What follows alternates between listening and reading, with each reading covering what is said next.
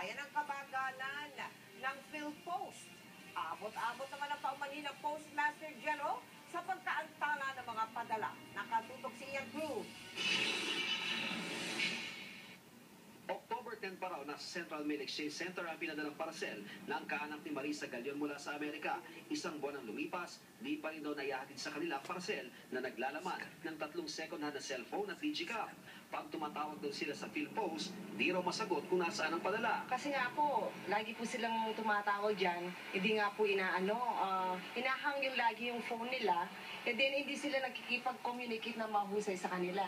Kaya nag-ano na sila, nag-worry na sila, baka yung package na pinadala nila, baka wala na daw. Sinamahan namin si Galion sa Central Mail Exchange. Nang itrace ang padala, lumabas na nasa customs pa ito. Kapon lang daw kasi ito na-examine at nakadakda ng ihatid kina Galion.